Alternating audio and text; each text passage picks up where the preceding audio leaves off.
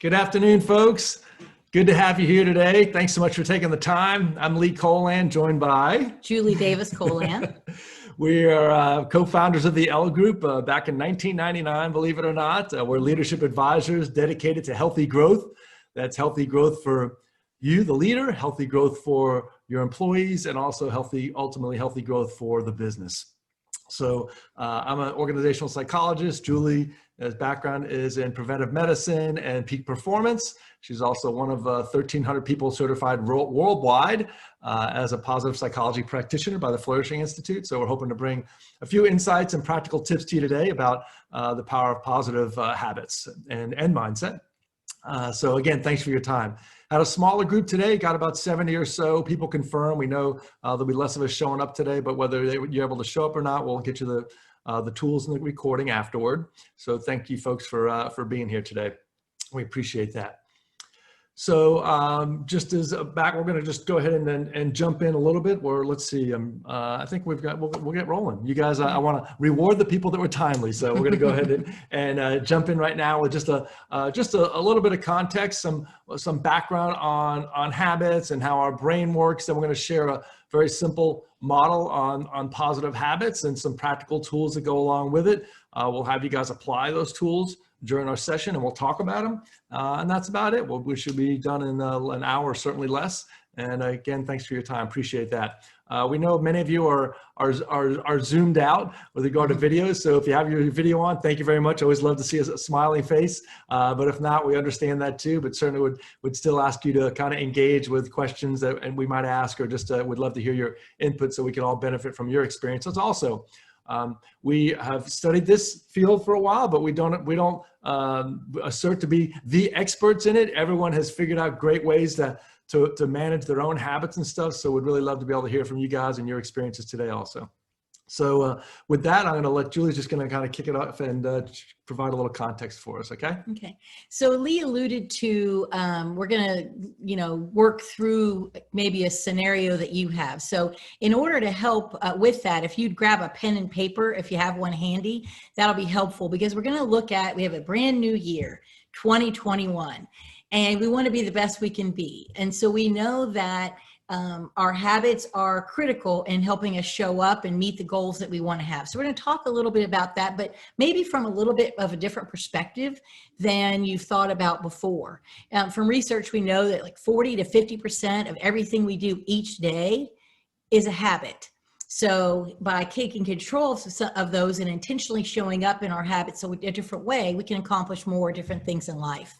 So we know that first we form our habits, then our habits form us. Before we know it, we're something, because we're habitual creatures. Yeah, habits took form. So we look at habits kind of as an entry ramp to a highway. As we go on this entry ramp, there are certain exits that are available to us. And whether we're consciously choosing that habit or not, we have choices available. So we're going to kind of peel back the onion and look at how do we be intentional about the habits that we create, and how do we actually create those so they're easy and sticky to help us go through life. So to look at that, we're going to look a little bit at the context or the model that we have. But for those of you that have joined us previously, I want to just mention a little bit. We've talked a lot about a positive mindset, and you may, if you haven't seen that, we can provide you with some on-demand learnings that we've covered really the positive mindset in much more detail. But in a carryover to this, what we know is that positive emotions are critical for behavior change. So all of that stuff we talked about before really lends itself to a foundation, if I might, to living your best life and creating an intentional pathway forward. So again, if you haven't done that, you can text us or put in the chat box or email us afterwards, and we'll make sure you have access to that on demand to give you a strong foundation from which to take this information. Cool. Awesome. Thank you, Julie. Appreciate that. So we're going to lead you through a process today to kind of help you achieve a goal that you identify for 2021. So in other words, one of your goals for 2021. So be thinking about that. And just to reinforce what Julie said, have a pen and paper handy to kind of work through some stuff, right? So before we get into kind of mastering the power of positive habits, Julie's just going to provide a bit of background on kind of your brain and habits and that kind of connection there, just as a foundation. Then we'll jump into the model. Okay. Do you want to look at the whole model first as a context for that? Let's do The brain first? yeah, Okay. let's do the brain. Okay. We're getting our act together on this one. So your brain is really a very efficient mechanism, and it really likes efficiency. So whatever it can do to be more efficient, it will do. And the reason it does that is that your brain is really incapable at doing two things at once. Many of us have worn the badge of multitasking for decades and said, you know, I can do this and that. But what we know from research is that we can't. What we're really doing is switching between this and that, switching between slide share and speaker view, switching. And that's highly inefficient from an energy preservation perspective and from our body and our focus. So when our brain is looking to form habits, it really needs to focus on one little baby step at a time. And we're going to break down and look at how those baby steps can be most created, and then how you can master those in showing up. Hey, Jewel, can you share that research? I know people thought it was compelling last time, the comparison of multitasking. Yeah, very interesting research. And we live in Dallas, and we're lucky to have the Center for Brain Health here. It's a division of the University of Texas at Dallas. And as we were conversing with the executive director, she shared the research that shows that multitasking is to your brain as smoking is to your heart, meaning multitasking has a detrimental effect on your brain as smoking has a detrimental effect on your heart. And they're able to look at the research showing that our continual switching between this and that really has a deteriorating effect on our brain, which is not something any of us want. So, you know, it's really important to become aware of what we're focusing on and to stay tuned to that. And when we've talked about that in prior webinars, we've talked about, you know, our learnings, and it was a learning for us as well, that even if we're doing work and listening to classical music, say, and that seems like soothing, which I love, you know, music on in the background, that actually is, we're switching between this and that. And sometimes it takes us to a memory. And so it's not as efficient as it is to just focus on one. More importantly, not as efficient, but detrimental to our brain. So if we want to preserve those as we go through, we want to focus on single tasking. And we're going to look at habit formation through that single tasking and breaking it down to baby step lens. Cool. All right. Awesome. So now we'll go ahead and jump in. The freeing part of that made me think about a quote. Julie knows my favorite quote from Winston Churchill that said, "For the first 25 years of my life, I wanted freedom. For the next 25 years of my life, I wanted order. And for the next 25 years of my life, I realized that order was freedom." And it's the same kind of thing here, that the more we can kind of habitualize and be intentional about things we do in our life, it actually creates mental freedom. That kind of having that structure in certain areas creates freedom. So we don't have to think about, oh, when I get up, what do I have to do? Oh, I have a rhythm. I have a habit I do every morning. I don't have to think about it. When am I going to work out? I don't have to think, no, I get up and I work out in the morning. So really that structure hopefully will ultimately free you up. Great point, because it gives us much more latitude for things that we do or don't identify with in our lives, like creativity. Right. You know, you have much more bandwidth to do things that are highly productive in your life when you have more order and habitual things that work in your favor. For sure. So with that said, let's tee up here.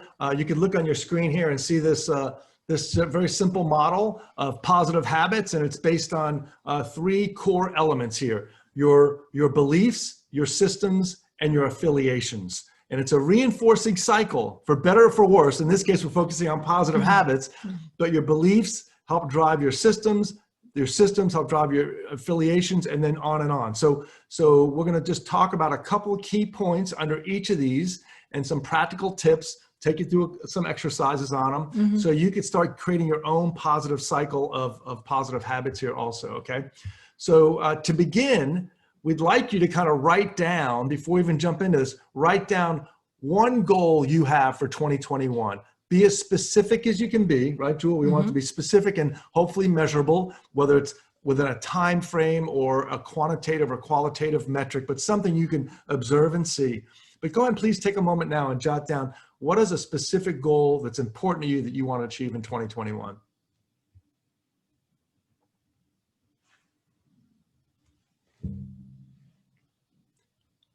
Okay, as you're doing that, be thoughtful about it. Again, specificity is really, really critical here. Doesn't have to be a whole paragraph, but specific.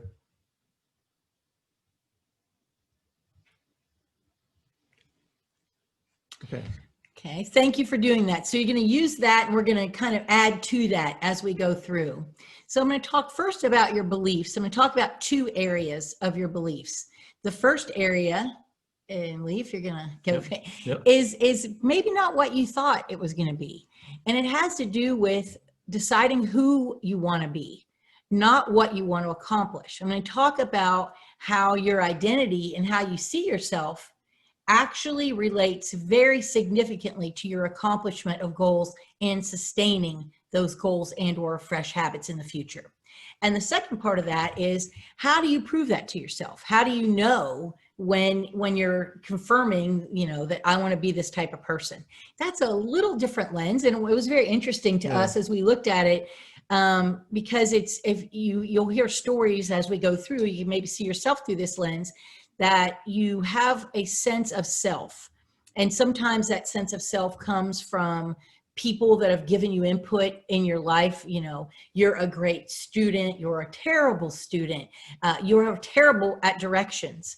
I don't know if some wives like me might think that about their husbands, no offense, but you know, and reinforce that all the time. Oh, and then we might show up saying, you know, I'm terrible at directions. Well, when he says that and he identifies this person who always gets lost and never has directions, it's going to make the habit of being good at directions more difficult in the future. So let's think about decisions that we make and identities that we have. And I'm going to share a kind of an odd one with you that's my own from third grade. I dearly loved my parents, and I love them both. They're in heaven now. But in third grade, they had a habit of smoking and drinking coffee. And the smell of that was very aversive to me. So in third grade, I decided I will never drink coffee and I will never smoke. Those were early decisions that helped me identify with, I'm a non-smoker and I'm a non-coffee drinker. I'm just not going to go there. So Starbucks has never had 1 cent for me, I will have to say, from a coffee, latte, whatever they're called things. But that became something I identified with very early on. And ever since then, it made decisions very easy. You know, someone would say, Julie, would you like a cup of coffee? Oh, no, I don't drink coffee. Like, I don't identify with coffee drinkers. I'm not that person. So when you think about ultimately achieving these goals, let's just say we're going to go through some scenarios, but let's just say you want to exercise more and running is going to be your activity of choice. At the end of that, would you identify as a runner? That's a category of individuals. I have one daughter, as an example, who exercises through Orange Theory. And if any of you have done that, I think it's around the world. I know, Ed, you're in England. I'm not sure. I know it's throughout the US for sure. Brian's in England, I think. Oh. Somebody's in England.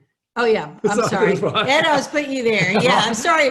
I'm sorry, Ed, you want to go on a trip, go with Brian in England? I'm sorry, Brian. But people that participate in this sort of activity, which is, it has very significant phases, they call themselves OT Nation.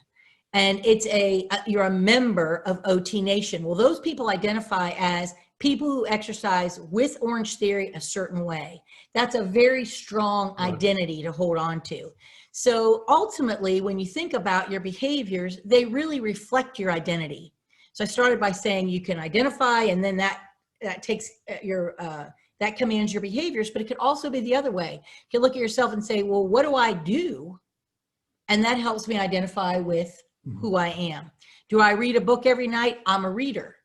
Do I write, a few pages of a book each night? Then I'm a writer. And you have control over those choices, behavior and your identity. So when we go through that, I want to use that lens of figuring out kind of who you want to be as a lens through which you can create fresh new habits. So what I'd like you to do is go back to your goal for 2021, if you would, and look at that. And for a moment, assume that you achieve it with flying colors. Next to that, then, I want you to write, what kind of person does that make me? If my goal was running a marathon, I've never run before, as an example, what would that make me? Well, I used that example before. That would make me a runner.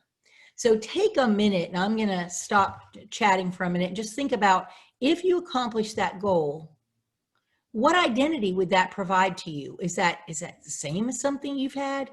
Different? If you have any questions, you can pop them in the chat box. We're aware this is a very different way of looking at habits, but it's a very powerful and sustaining way to do it. So it's a little uncomfortable. It's a little different, but feel free to throw it in the chat box.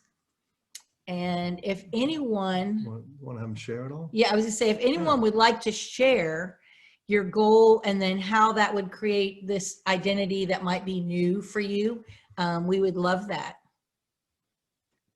And you can unmute yourself and share if you would like.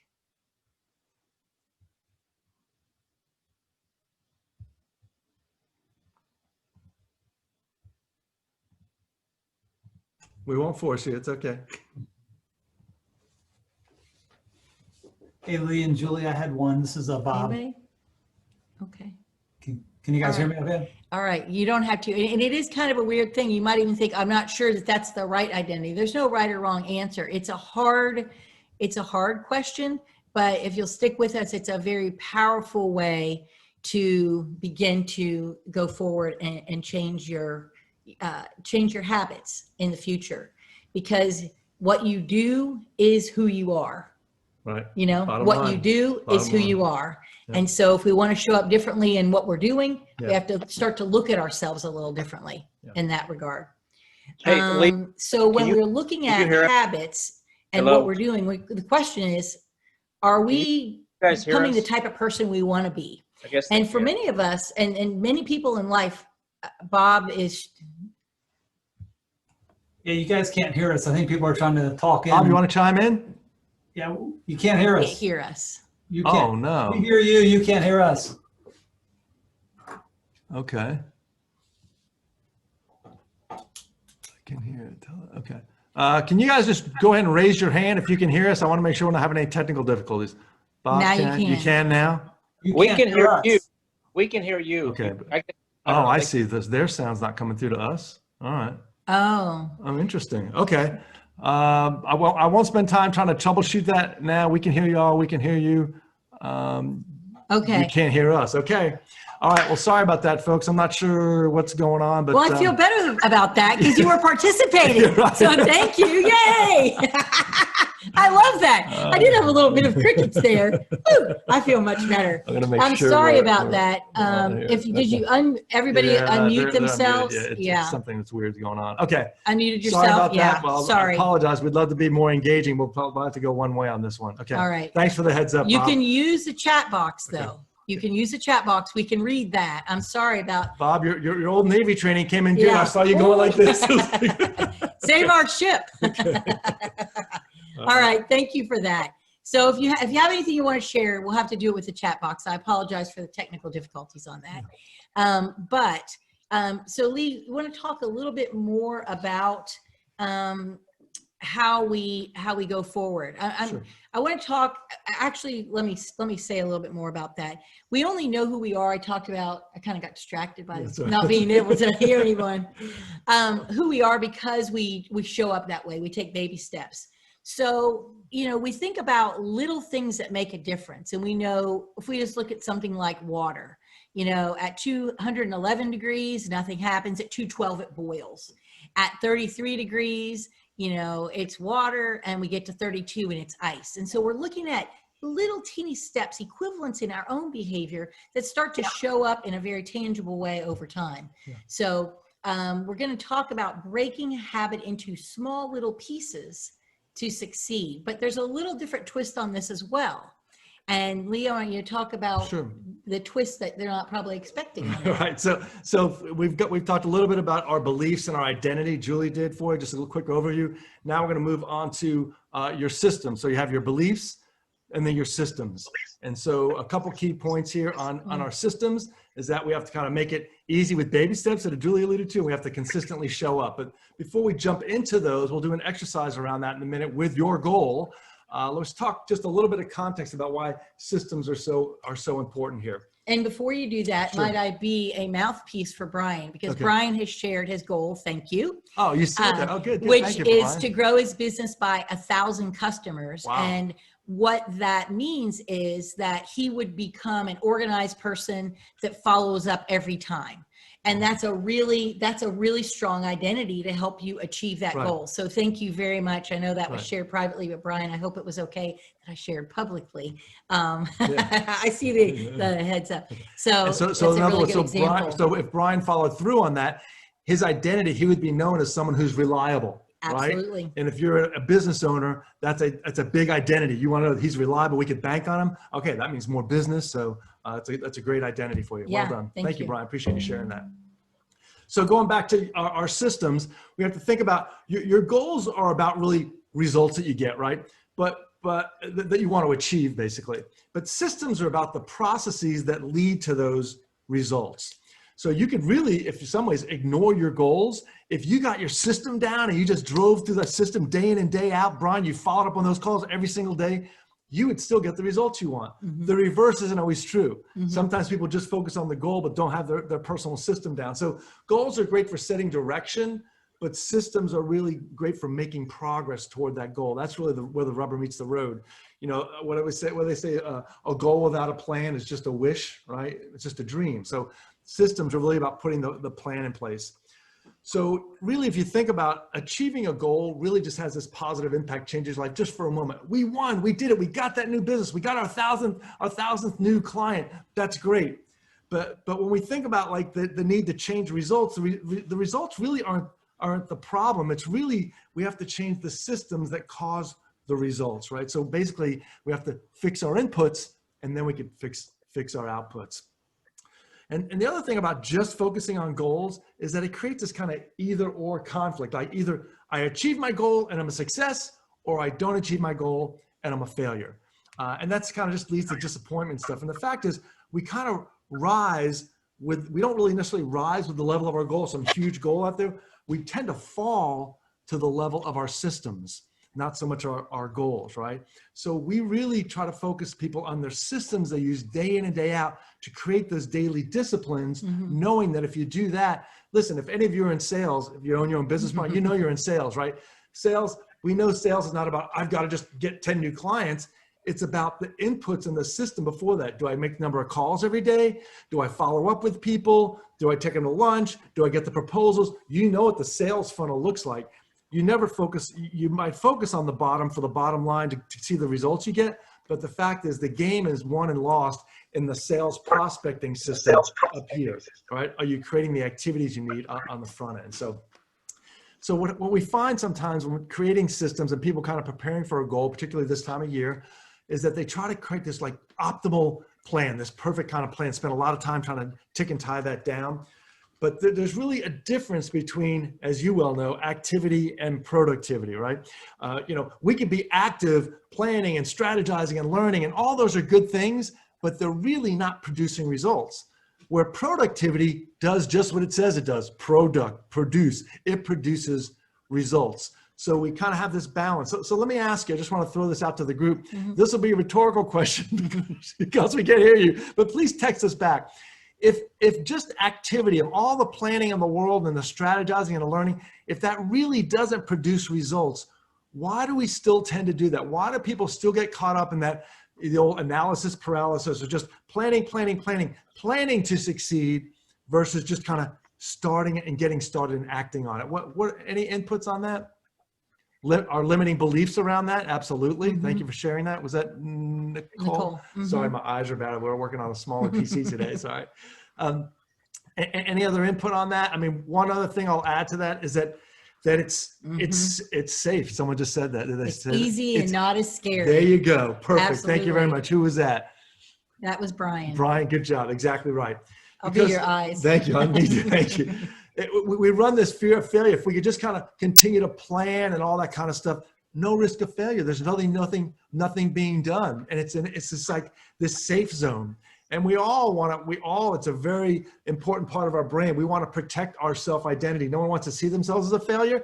So sometimes we even get caught up and go, okay, just kind of do these things, move this around, keep planning. Oh yeah, I was going to do that.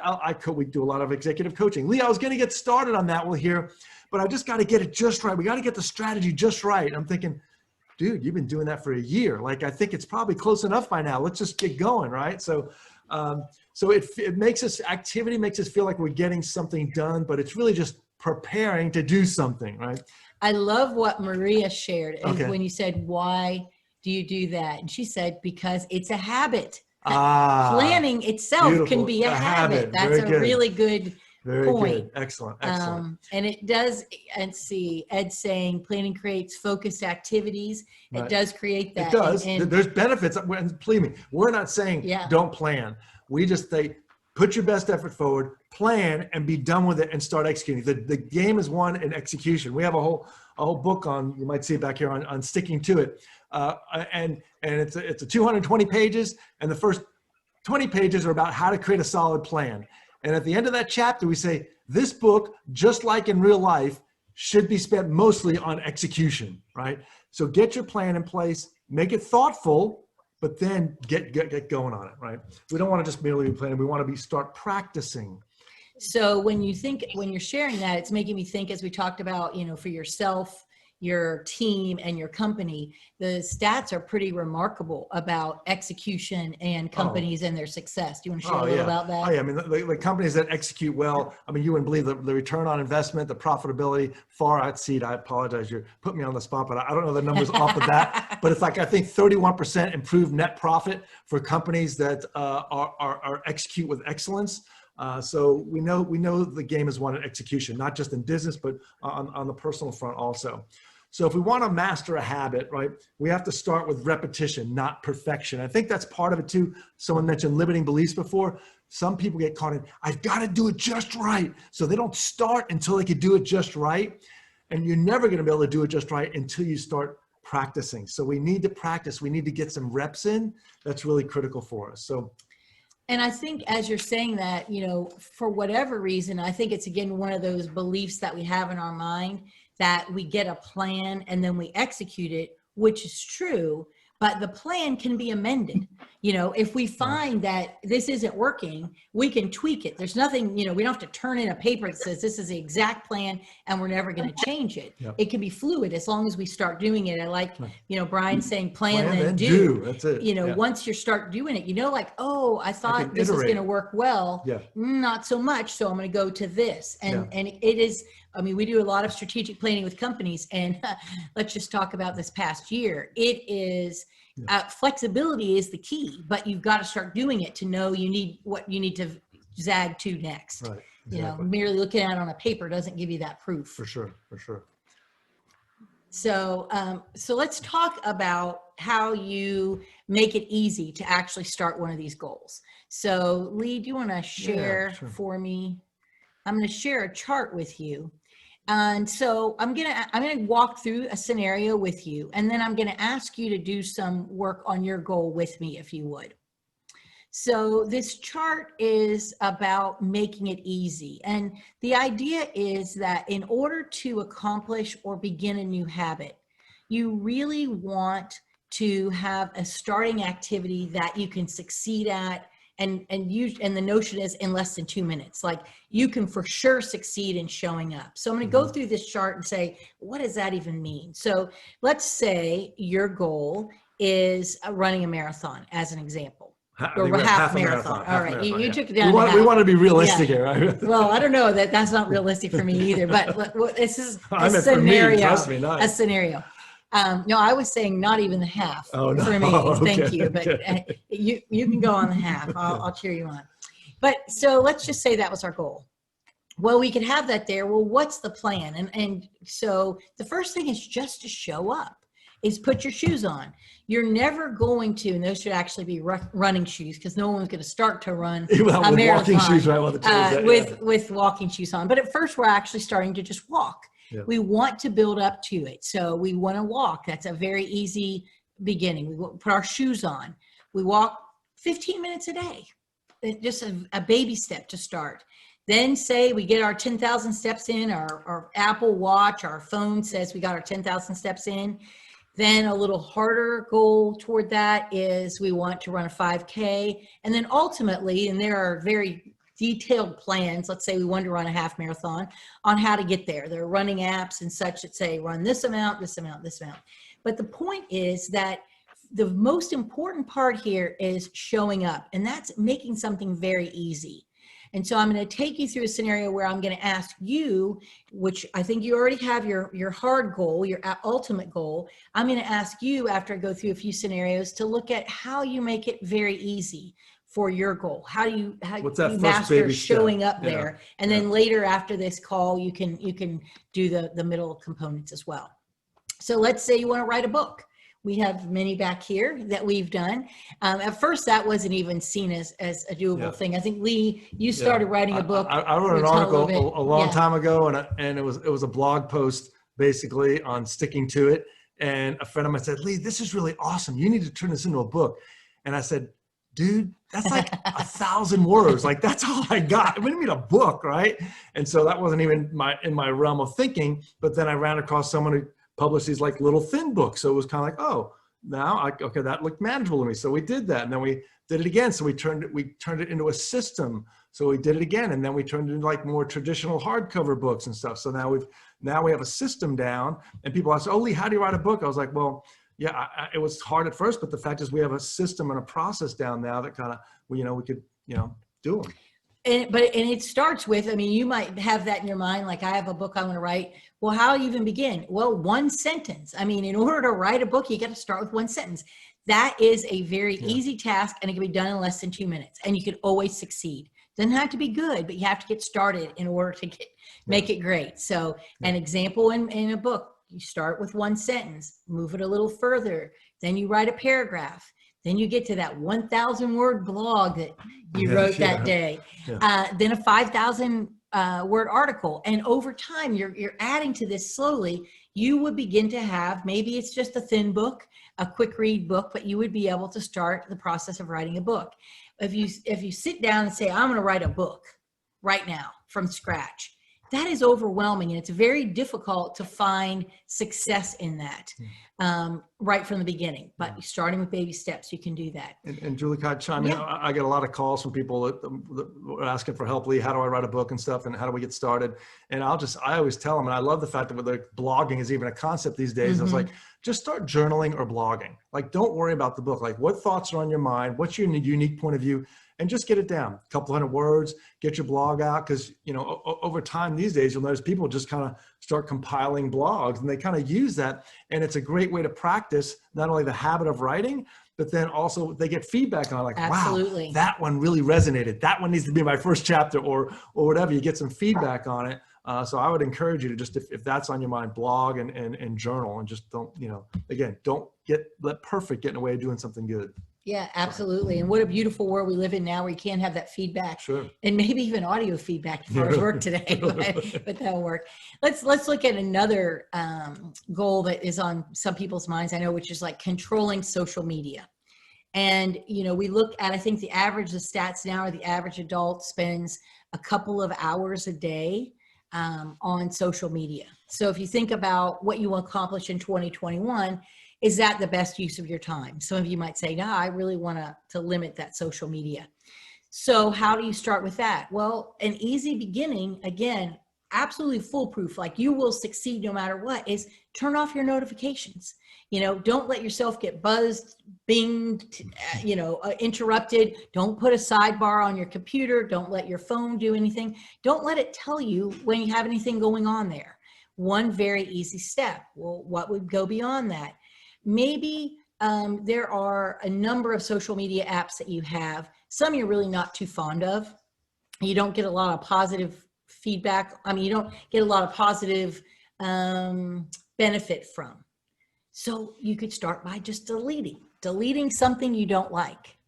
Then you could start as a moderate one, limiting the amount you have per day. I don't know, your phone tells you every week what yours is, I think. Most Apple phones will say your screen, it's a screen time. Yeah, measure and you that can comes look up. per app and see like, oh my goodness, I was on Instagram for, 60 hours this week or what have you. So you can limit it per day, and you have basically data that will tell you, did you limit it per day?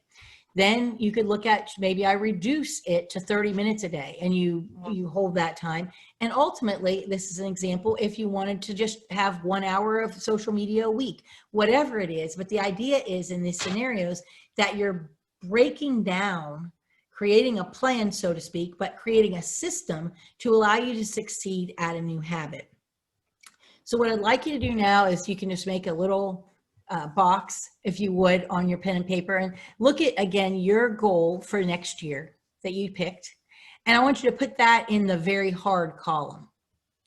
That's your ultimate goal, whatever it is. Does anyone want to share? I appreciate that Brian shared one. Does anyone want to share a goal that you have? You could do it in the chat box for 2021. And if you, we'd love to hear your goal and what your very easy first step is too. And then what you're going to do is, you're just going to, for right now, look at what is the very easy first step. Yeah.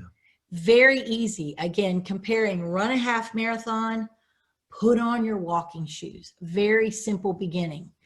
By breaking these down like that, your likelihood of not only achieving, but in succeeding and keeping this And systematizing it. over time is great. And maybe it was a half marathon this year, and maybe it's going to be a marathon next year, or, or what have you. But this systematized way increases the likelihood that you could achieve.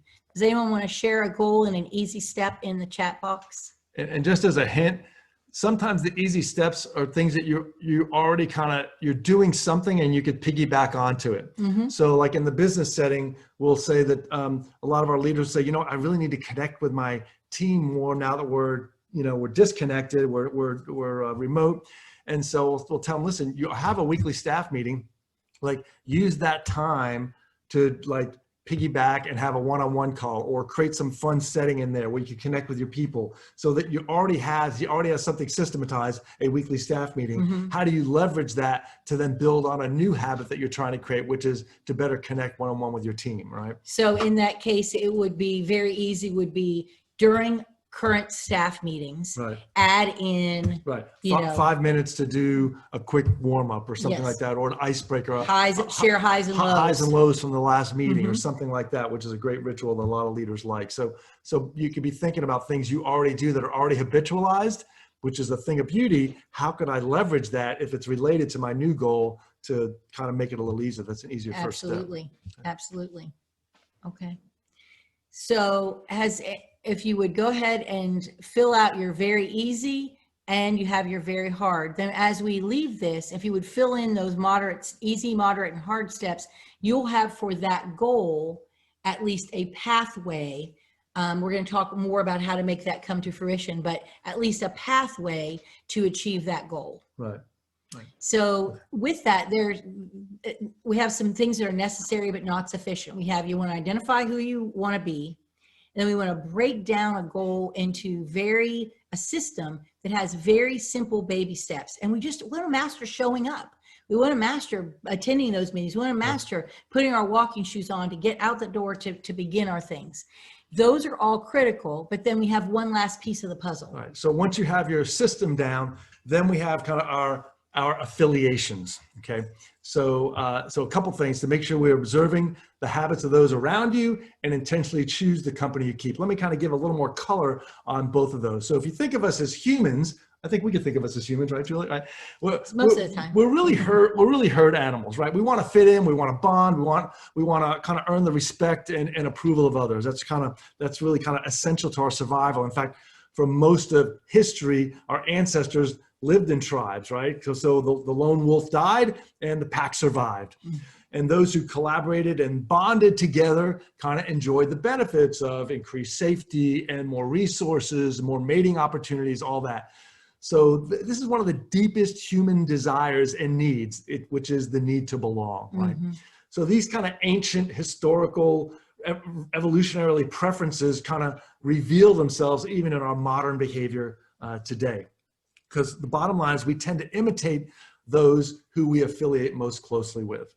So proximity has a very powerful effect on our behavior. It's true in a physical environment, also in a social environment. Your family and friends, for example, right? They kind of provide kind of sort of an invisible peer pressure, if you will, and that pulls us in that direction of the way that they behave. And that's all great. There's nothing wrong with peer pressure as long as you're surrounded by people that have the kind of habits that you want in your life, or are identifying themselves as the kind of people you want to identify yourself with in your life. If the peer pressure if they're around negative people, then we've got a problem. So we can look like at a family, and you think there's always that age-old nature versus nurture, Right. question.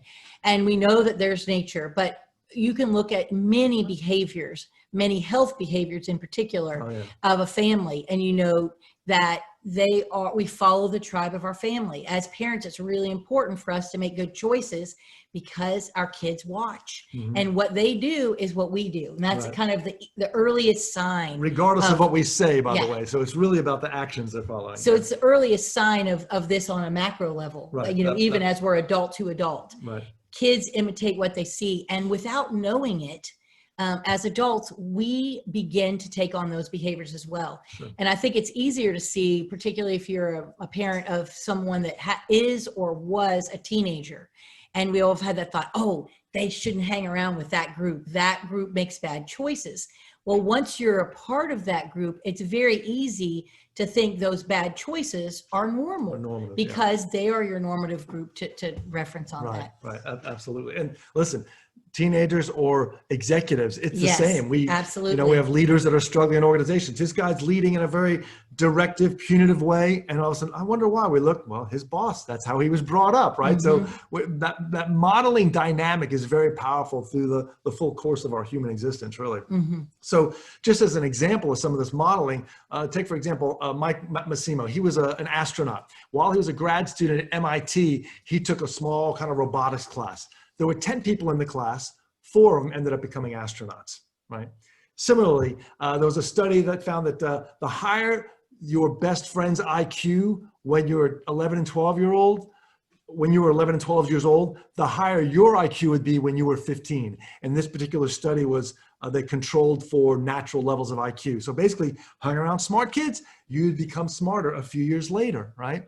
That's that expectation, that modeling.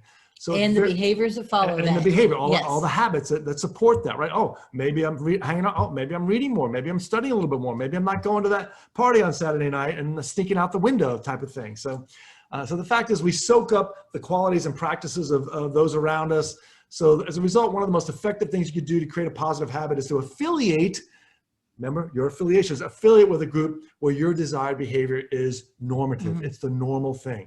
So then new habits that you want kind of seem achievable, seem, as Julie mentioned, kind of normative. Like, okay, that's the normal thing. So if you hang around with people that are physically fit, you're considerably more likely to be physically fit yourself because you see that as kind of a common habit. Why would I do anything else, right? And Nicole chimes in that we're the average of the 5 people that we spend the most time with. Yes, I always love that. Yeah. Absolutely. So, and it's really important to be thinking about, be intentional about who are the people that we're hanging out with, and even as adults, not just as kids. Absolutely. I think that's a really good point, because we as an adult might think about that for kids, but once we become an adult, we maybe aren't as conscious about that, right. Even though we might read something like that, like, is this the group, the reference group that's going to help me achieve my goals and get where I want to be? Absolutely. Absolutely. So if you think about it, when you affiliate with a group that has your desired behavior kind of as its normal behavior, now you have something in common with that group automatically, first of all, right? So, and nothing sustains motivation like belonging to a tribe, if you will. Julie mentioned the Orange Theory tribe, right? They do a great job of that, people feeling connected. But it also creates not only acceptance, but this sense of accountability. Like, okay, I'm in this group now.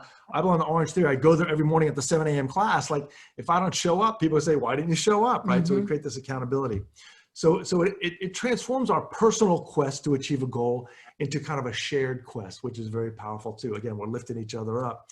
So let's say you join a book club or a band or a cycling club. Now, all of a sudden, your identity is you're linked to that group. Now, well, we're readers, or we're musicians, or we're cyclists, right? So now once your identity gets tied up in something that's related to your goal, you're going to fight hand and tooth to make sure you keep that identity. And that's why we started with that, because your identity is so critical. If you can, if your behaviors can reinforce your identity, you're not going to give it up, right? But if you don't see yourself that way, then it's like, oh, well, you know, okay, I just couldn't get up this morning type of thing. So really, I've never been an exerciser anyway. yeah, right. You Yeah. know? So that's it. You just give it up. So your affiliations basically reinforce your beliefs and the kind of person that you see yourself as being. And that reinforcing cycle of habits is kind of strengthened. So so now we have your beliefs, your system, your affiliations, and it goes right back to your beliefs. We have this nice reinforcing cycle here. And then once those beliefs get even more embedded, like, well, heck, if I'm a healthy person, I like to work out, well, I'll be darned if I'm going to miss my workout. I'll be darned if I'm going to be hanging out with people that just don't value that, or whatever it might be. We're using exercise because it's kind of an easy one, but whatever it might be. It could be reading. It could be learning. It could be, I want to be a great salesperson. It could be, I want to be a great mentor to others. How do I hang out with people that are great mentors to others and learn from them and pour into other people, whatever it might be. So I'd ask you to think that. No, go ahead. I was just I think Julie was going to jump into that and ask you the same question. So thinking about the goal you've identified with for yourself and your first little baby step, that easy step. So for your goal, what group is already achieving that particular goal? What group that you know of is like, wow, this is what I want to do. So Brian, you want to develop 1,000 new clients. What group of people are there, business owners in kind of a local CEO group or small business owners group that are highly successful? Are there groups of people already performing your goal at an excellent level? And then the second question is, once you identify that group, how can you get connected to that group? All right, that is great power there. That's as important as anything else. So do we have another comment there? I can't read out. I thought someone. Discuss fast fail concepts while maintaining overall positive attitude. Fail fast concept while maintaining. Yes, overall. and that's really, that's back to the practice thing before. It's better to practice something and goof up. I always tell Julie, I always reflect back when I think of the first time we ever did anything, I was like, it's really embarrassing. Like, we try to do something new in our business, so we try to do whatever it might be, hosting CEO lunches, writing a blog, writing a book, speaking, whatever. When I reflect back on the first time, I was like, oh my gosh, it's embarrassing. I like cringe thinking about myself, how horrible I was.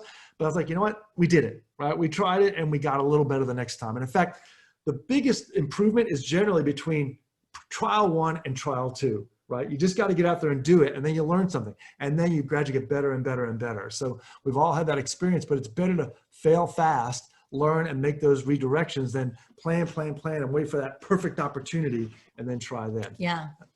Thank you, Ed. Yeah, Okay, so good.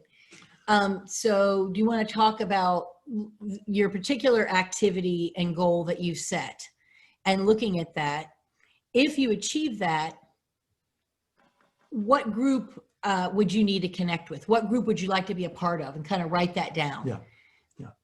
And then secondarily is what baby step can you take to connect with that group? Right? How do you get involved with them? It's great power in that. And you guys may be there already. And if you are, terrific, well done. You're probably well on your way of having this nice flywheel of reinforcing habits going on. Absolutely. But if your goal is new, for example, you want to have more community involvement, maybe you want to become a member of, you want to help with the local food bank and you want to sign up to be a volunteer there. And those people obviously do that each time. Where are the people doing what you want to achieve? Right. And doing it really well. You want to affiliate with the people that are doing it the very best. And sometimes that takes, I don't mean to use this word, but kind of shopping. I've gone through, I think, a couple of years where I shopped groups to see, like, where are my people, the people that are achieving what I want to. And some people go, oh, Julie, you have to be a member of this group. And then I would go and say, yeah, Lee, no, that's not it. And, over time, I've figured out for a couple of my key goals where those people reside, but it's not, sometimes even a title or a description isn't necessarily as indicative as when you go and just say, that works for me or not. And it's okay to try and fail fast on that too. That's right. You don't have to sign up for every group. Just try it out and then and move on. Or analyze the groups until you find the perfect one. Just get out there and practice them. So, so in wrapping this up, let me just try to address a question that a lot of people answer. And I think there's a lot of disinformation around this. One of the big questions is, so Lee, Julie, how long does it take to form a new habit? And we've all heard the things about, you know, it takes 21 days or 28 days or whatever. But there's actually nothing magical about the passing of time when it comes to creating a new habit. It doesn't matter. I don't know if it's 21, 300, 30 days, whatever the number is. What matters is the rate at which you perform the new behavior. In other words, frequency makes a difference, not time. Okay. So the current habit, your current habits, if you think about the things that you do habitually today, and ironically enough, it's almost hard to think of those things because they are habitual. Right. And that's the beauty of it. It doesn't take up any brain power to do that. I just do them, right? But if you really step back and think about those, you've done those things hundreds, if not tens of thousands of times.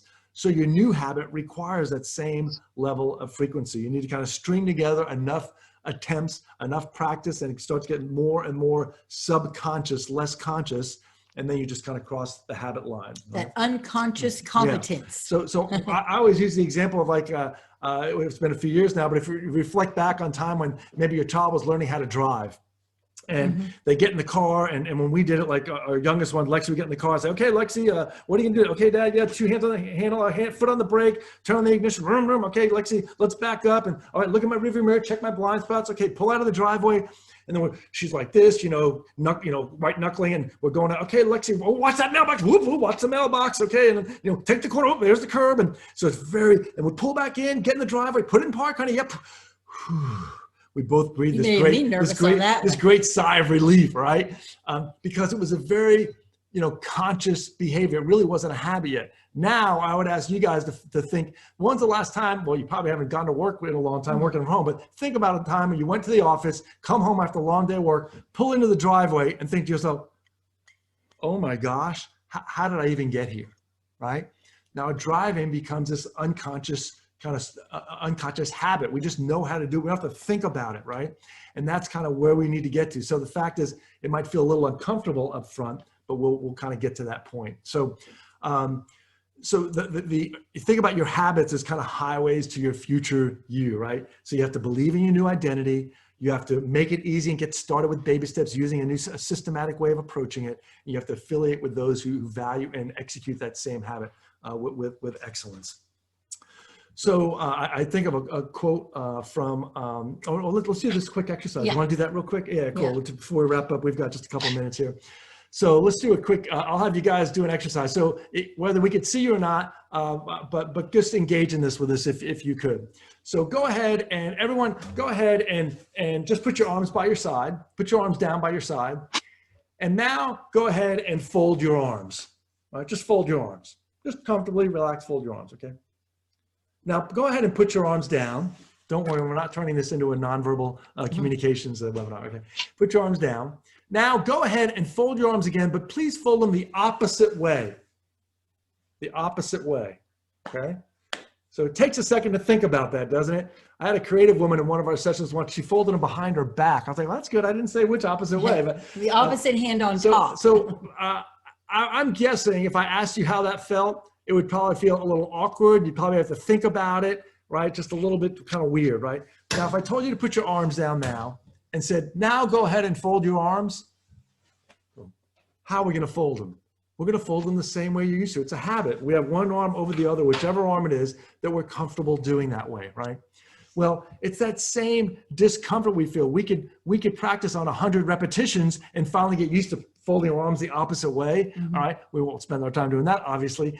But my encouragement here is that we have to get started, and it's going to feel uncomfortable at first, but we have to push through that to the point where then we don't have that gravitational pull of an old habit pulling us down. Then we just stop. We don't think about it. And then we've freed up mental energy to do other things. That's our end game, right? Absolutely. To think about it. But it will kind of feel a little bit awkward at first if we're really trying to create a new behavior. And that's exactly why Julie walked us through that easy step. We want to take that easy step so it doesn't feel as painful or awkward first, get used to that. And then we kind of gradually ease ourselves in this new behavior that maybe a year ago, I would have never thought being able to run a half marathon. Now I've worked my way through these steps and I'm like, oh, okay, that was kind of a natural progression. I got that done, no brainer. I think of a quote that I'll leave you with from a mentor, the late great Zig Ziglar, that says, you don't have to be great to start, but you have to start to be great. So I'd encourage each of you to kind of just start on your goal today, take a baby step. If we could help you, we'd love to help you along the way. There are just some live virtual interactive workshops here that we offer lots of our clients now on coaching or an igniting passionate performance for leaders, mastering the art of adherence. We'd love to be able to help you with that. We certainly do a lot of executive coaching and planning also. But thank you so much for your time today. We wish you well. If you have any questions, feel free to email us at the email below. If you're just struggling with Lee or Julie, I've got the first baby step, but the second one's kind of challenging. We're happy to gift you our time. So send it to us. We'll always get you a quick response. Your success is our success as far as we're concerned. So Julie, anything else to add before we wrap up? I don't think so. Thank you very much, guys. Sorry we couldn't hear you today. We'll change our technology for the future, but we appreciate your comments in there. And thank you for spending an hour with us. We greatly appreciate it. Thanks so much, folks. Thank you. Take good care. Bye-bye now.